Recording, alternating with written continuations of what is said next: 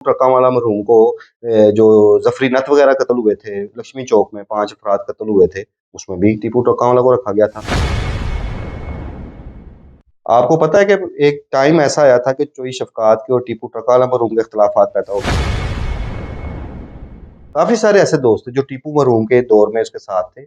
जब टीपू मरहूम कत्ल हुआ वो बलाच के साथ थे। आपको एक आज बात बताऊं कि चौधरी शफकात का ट्रका वाला फैमिली के साथ एक दरीना तल्लुक। फिर उसके बाद एक और इंकशाफ भी हुआ था। वो ये हुआ था कि ये टीपू मरहूम के अल्फाज थे कि मेरी साबिक पुलिस इंस्पेक्टर आबिद बाक्सर से कोई दुश्मनी नहीं थी, चोई शफकात ने उसका नाम डलवाया।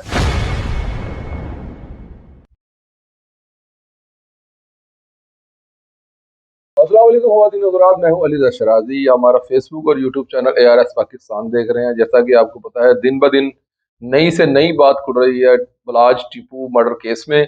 इस वक्त मेरे साथ इस पर बात करने के लिए बैठे हुए हैं सीनियर जर्नलिस्ट एनालिस्ट जनाब खुरम पाशा साहब। आए इनसे पूछते हैं कि इस केस में नई पेशरफ्त क्या है। अस्सलाम वालेकुम सर। जी वालेकुम सलाम। कैसे हैं भाई? ठीक है। अल्हम्दुलिल्लाह। आपने पेश किया है उसे एहसन शाह को 23 तारीख तक उसका जिस्मानी रिमांड ले लिया। क्या समझते हैं, क्या अपडेट आएगी? ये तो आज बारिश का पहला कतरा हुआ जी, क्योंकि जितने लोगों को जेर हिरासत रखा हुआ है पुलिस ने, उसमें से एहसन शाह की गिरफ्तारी डाली गई है और वो सबके सामने है कि उसका रिमांड ले लिया गया। अब इसमें जो सूरत हाल है, तफ्तीश तो तकरीबन इन्होंने कंप्लीट कर ली भी है, लेकिन जाहिर है अभी तक पुलिस की जो रसाई है वो मरकजी मुल्ज़मान तक नहीं हो पा रही। और वो एक, मैं पहले भी बात करता हूँ कि एक लेंथी प्रोसेस है कि किसी भी शख्स को अगर आप इंटरपोल के ज़रिए किसी दूसरे मुल्क से लाते हैं तो वो कोई इतना आसान काम नहीं है, उसमें टाइम लगता है। पुलिस की कोशिश तो यही थी कि हम इसमें कोई बड़ी कामयाबी हासिल करें, कोई मरकज़ी मुलज़म किसी एक को गिरफ़्तार कर लें, लेकिन अभी तक उनको उसमें नाकामी का सामना है। बहरहाल अब चूँकि पुलिस के किरदार पे भी तनकीद होना शुरू हो गई थी, उँगलियाँ उठना शुरू हो गई थी कि इस केस को लेट किया जा रहा है जबकि सारी चीज़ें सामने आ चुकी हैं, तो क्यों पुलिस ने अभी तक खामोशी इख्तियार की हुई है। सो मैं समझता हूँ ये एक अच्छा स्टेप उठाया है पुलिस ने, और जो एहसन शाह की गिरफ्तारी भी डाली है, उसका रिमांड भी लिया है। बातें तो वही हैं जो पहले उससे उससे सारा कुछ पुलिस ने बुलवा दिया हुआ है। तो अब फर्दर जो दीगर लोग इस मामले में इन्वॉल्व हैं, बेसिकली वो शराजी भाई वो सारे तो सहूलतकार हैं।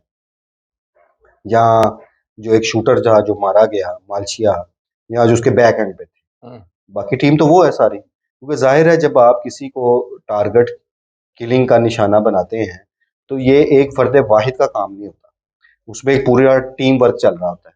तो जो टीम में जो लोग इन्वॉल्व थे, जो यहाँ मौजूद थे, उन तक तो पुलिस ने कामयाबी हासिल कर ली थी, पुलिस की हिरासत में ही है।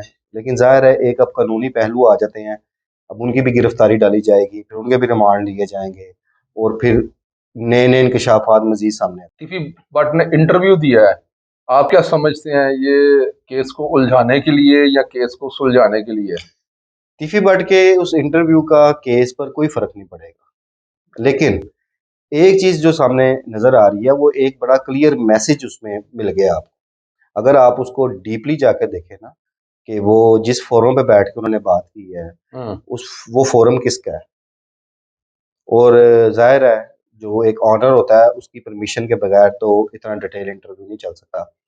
तो अगर वो एक हर बंदे का हक है उसका, कोई भी हो, तो वो अपना मौक़िफ़ दे। अब चूंकि जब से बलाज कत्ल हुआ है, ये वाकया जो था एक इंटरनेशनल शोहरत हासिल कर गया था, और सोशल मीडिया पे ये इतना ज़्यादा इस चीज़ का चर्चा हो गया था कि उसमें बलाज का जो ख़ानदान है वो ज़ाहिर है मज़लूम है, उसका बाप भी कत्ल हुआ है, उसका दादा भी कत्ल हुआ।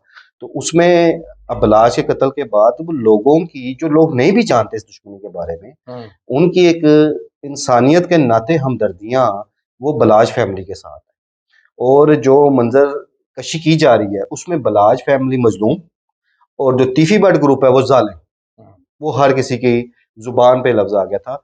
तो वो शायद उस प्रेशर को तोड़ने के लिए तीफी बट का इंटरव्यू भी सामने लाया गया, और उसमें काफ़ी सारी चीज़ों की तस्दीक भी हुई इस बात की। स्पेशली इस चीज़ का इकरार उन्होंने भी किया कि उनका बलाज के साथ रहा था, और 1.5 साल रहा इनका रहा आपस में। और ये बात हकीकत है कि इनकी आपस में टेलीफोनिक कन्वर्सेशन चलती थी, क्योंकि उस वक्त मामलात को जो इनके दरमियान में इन दोनों खानदानों के मुश्तरका दोस्त थे, इनको आपस में मिलाने की बातें कर रहे थे, इस दुश्मनी की आग को ठंडा करना चाह रहे थे, तो वो उनकी कोशिशें काफ़ी हद तक कामयाब हो गई थी।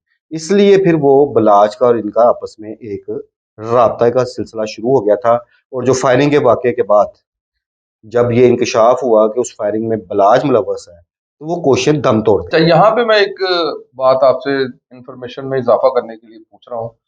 इससे पहले जो आरफ मीर टीपू मर्डर हुए थे, उनका भी इसी तरह ही ये 109 में चलान हो गए थे। अब भी ये 109 में ही रह गए, क्योंकि वो कातिल जो है वो खुद मकतूल बन चुका है। ऊपर वाले जितने भी लोग हैं वो सारे 109 में ही आएंगे। तो 109 का आपको पता है कि यहाँ पे कुछ बनता तो है नहीं पाकिस्तान में। तो इनका भी 109 में इसी तरह ये अपने आप को पेश करने के लिए इन्होंने ये इंटरव्यू किया है, या कुछ और इसके पसे पर्दा बात है? देखिए, पसे पर्दा क्या बात हो सकती है, वो तो वो खुद जानते हैं। लेकिन उन्होंने काफ़ी सारी चीज़ों को क्लियर भी कर दिया। अच्छा, उनमें उनके इंटरव्यू में कुछ बातें वाक़ई हकीकत पे भी मबनी हैं। जैसा कि उन्होंने कहा, अपना ताजिर बरादरी का एक हवाला दिया, अकबरी मंडी बोर्ड का हवाला दिया।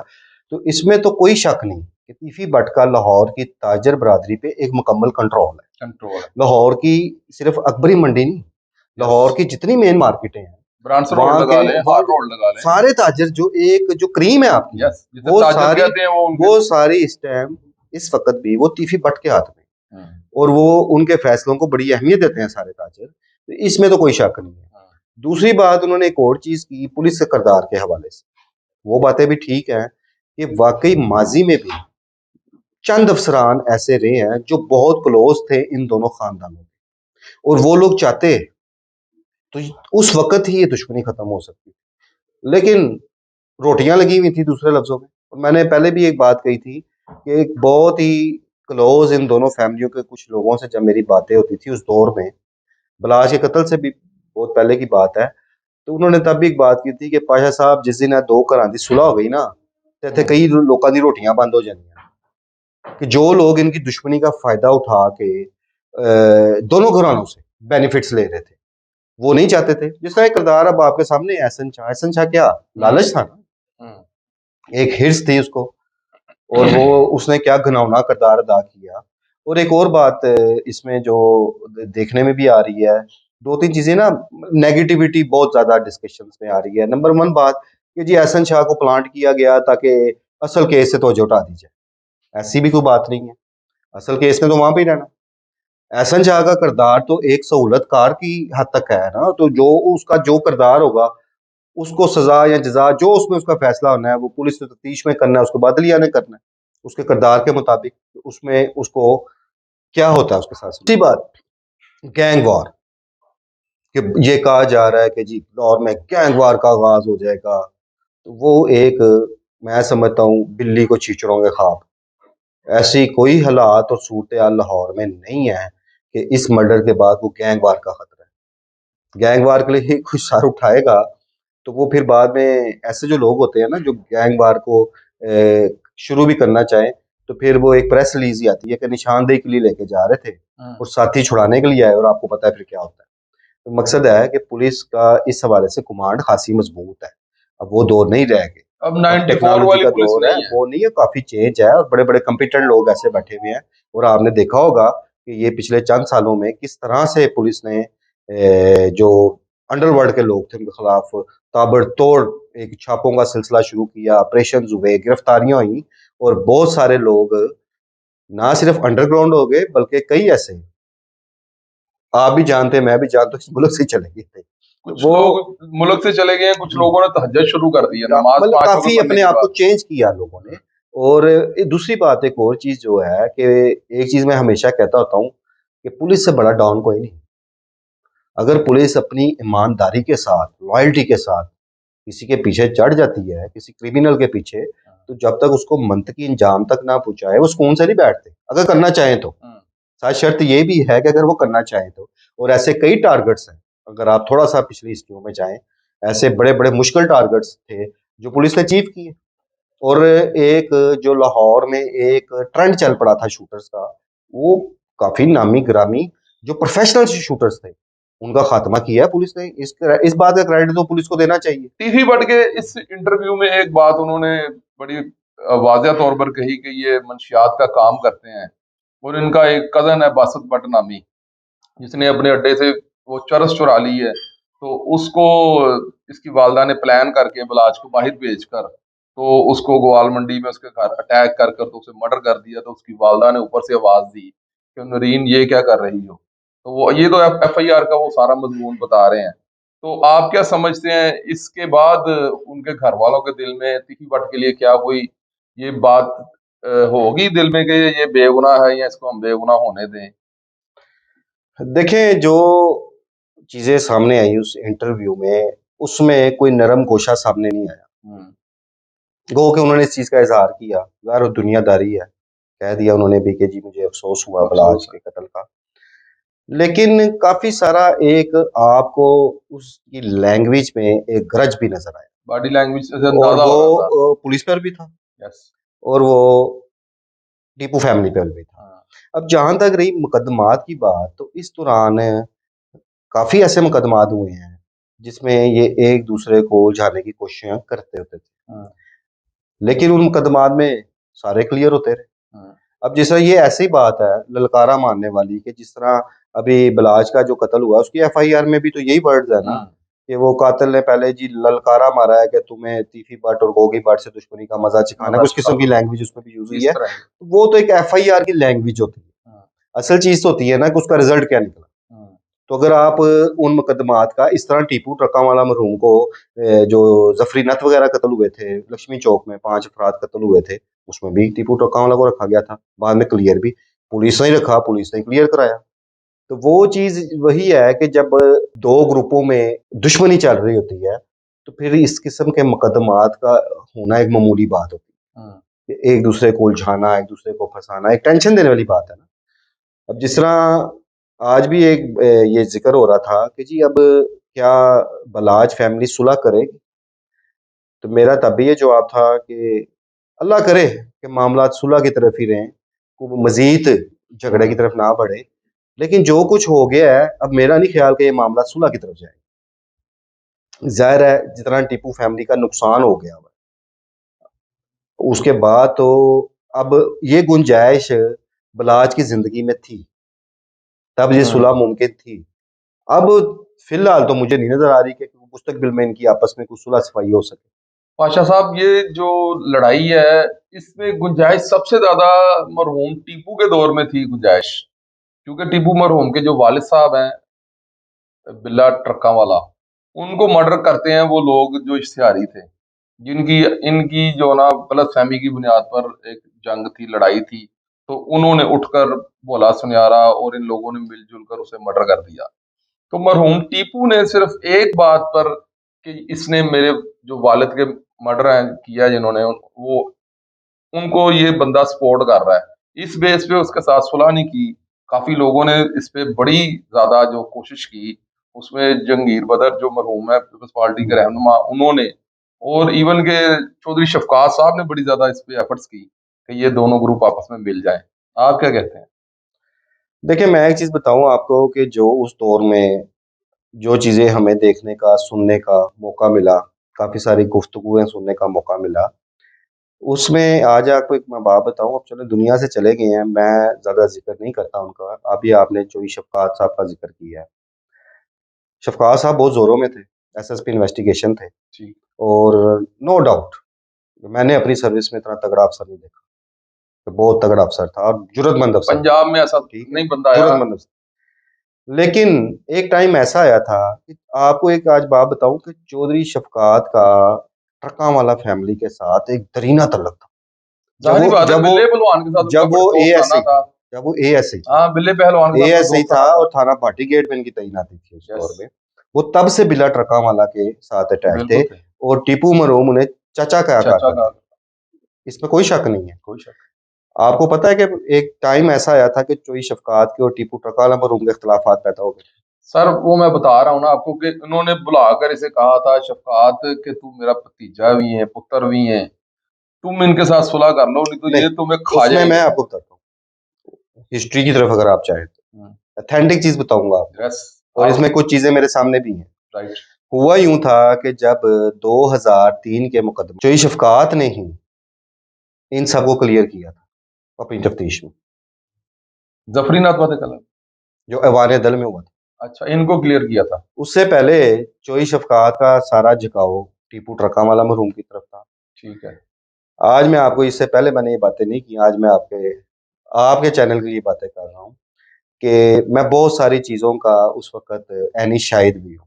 ठीक। वो कैसे कि मैं अपनी रिपोर्टिंग के लिए म्यू अस्पताल मौजूद था कि जब जोई शफकात वहाँ पे आते हैं, डीएसपी उस वक्त सीआईए थे उमर विरक, वो वहाँ पे आते हैं, तो जिस कमरे में रखा हुआ था ना टीपू मरहूम को, जख्मी हालत में जब था, जब होश में आए, ये लोग अंदर गए, तो आज मैं अपनी लाइफ का एक बहुत बड़ा राज आपको बताने लगा हूँ कि उस कमरे में मैं एक पुलिस अफसर का कार खास बन के अंदर साथ उसकी वायरलेस उठा के और डायरी उठा के अंदर चला गया था। अच्छा, अब वहां पे जो गुफ्तगू हुई वो कार वो कुछ खास सुन रहा था। वो मेरे सामने हुई, क्योंकि वो मेरे एक जाने वाले पुलिस अफसर थे, उनके जो कार खास या उनका जो साथ अर्दली कह गनमैन ले, होते हैं। उसका उसने हाथ में वायरलेस पकड़ी थी, तो वायरलेस और उसकी डायरी जो ऐसी अफसर की वो पकड़ के तो मैं अंदर घुस गया था। ठीक है। ज़ाहिर रिपोर्टिंग थी, ये एक तो यस स्टाइल यार, होता था रिपोर्टिंग कार बंदे का स्टाइल है। उसके बाद जब इस्लामपुरे थाने में मुकदमा दर्ज हुआ था तो जोई शफकात खुद एफआईआर कटाने मांगे। अच्छा। फिर उसके बाद एक और इंकशाफ भी हुआ था, वो ये हुआ था कि ये टीपू मरहूम के अल्फाज थे कि मेरी साबिक पुलिस इंस्पेक्टर आबिद बाक्सर से कोई दुश्मनी नहीं थी, जोई शफकात ने उसका नाम डलवाया। अच्छा। शफकत बग्गा भट्ट का नाम उमर विरक ने डलवाया। उन्हें अच्छा। कहा पहले नाम डलवाए हैं, बाद में कहते हैं इनको क्लियर कर। अच्छा।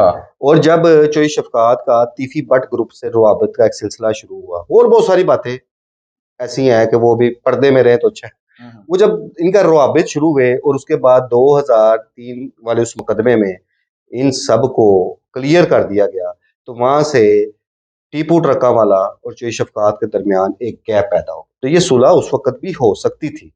दूसरी बात आपने भी बात की है कि गुंजाइश की बात की है, मैं समझता हूँ कि बलाज की जिंदगी में गुंजाइश ज्यादा थी। अच्छा। टीपू ट्रकावाला ने जो अप्स एंड डाउन इस दुश्मनी में देखे थे, बलाज ने वो नहीं देखे। बलाज ने वो चीजें सिवाय इसके कि उसके बाप को कत्ल किया गया, उसने और कोई चीज फेस नहीं की थी। बलाज के वो लिंक्स नहीं थे जो टीपू ट्रकावाले मरहूम के लिंक्स थे। बलाज का वो तल्लक महकमा पुलिस में आज तक नहीं था जो टीपू ट्रकावाला मरहूम का था।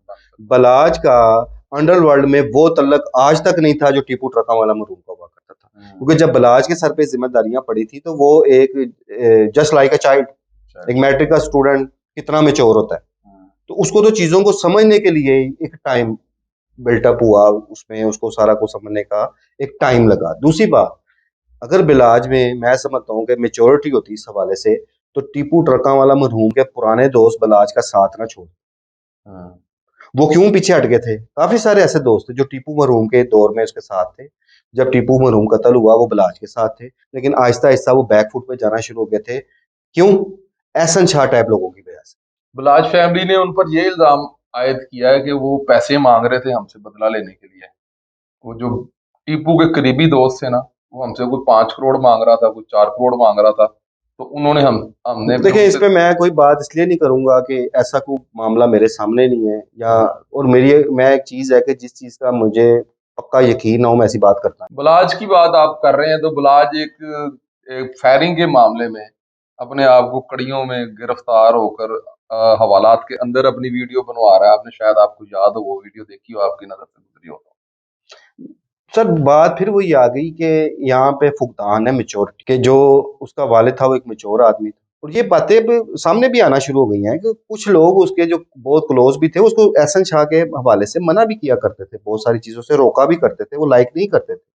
अब वो जो फायरिंग वाला मामला वो भी मैं समझता हूँ कि ये एक इमेच्योर हरकत थी। यस, इसमें कोई मेच्योरिटी नहीं थी, उसका जाहिर मतलब बात कोई है। मकसद नहीं था ना उस चीज का, कत्ल की दुश्मनियों में घर पर फायरिंग करने उसका का कोई कोई मकसद जवाब ही नहीं था वो, मकसद बल्कि अगर वो ये वाकया ना होता तो शायद जिस तरह एक सुलह की कंपेन चल रही थी और कोशिशें बिल्कुल एक कॉर्नर पे, जब बलाज की बराह रास्त तीफी भट्ट के साथ टेलीफोनिक राब्ते शुरू हो गए तो इससे अच्छी बात क्या थी क्या हो सकता कि चलो दोनों घराने आपस में अपनी करीब हो पुरानी गया। तलखियों को खत्म करके देखें। जहां कत्ल के जहां मामला आते हैं अल्टीमेटली टेबल टॉक है, यस। अल्टीमेटली सुलह है, या दुनिया के जितने ममालिक की भी जंगें होती हैं ना, वो अल्टीमेटली टेबल टॉक पे आते हैं और वो सुलह की तरफ जाते हैं।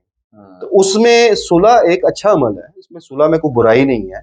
अगर वो तब हो जाती तो मे भी आज सूरत हाल कुछ और होती। तो अब आप क्या समझते हैं कि ये अब जो इनके भाई हैं जो उनके बाद अपना कारोबारी सारा सिस्टम संभालेंगे तो वो सुलह की तरफ जाएंगे या मुमकिन नहीं, नहीं? मुझे अभी नजर नहीं आ रहा, अभी फुल फोर तो नजर नहीं आ रहा हम्म, कि जितना बड़ा सदमा और जितना बड़ा उनका नुकसान हो गया है, हाँ। तो मेरा नहीं ख्याल कि अभी वो कुछ सुलह की तरफ सोचेंगे भी। आपका बेहद शुक्रिया sir, thank you so much. Sir thank you. तो जी नाज़रीन, जैसा कि आपने देखा, खुर्रम पाशा साहब ने हमारे तल्ख और ज्यादा से ज्यादा तल्ख सवालों का भी बड़ा नरम लहजे के साथ जवाब दिया। इनका बेहद शुक्रिया।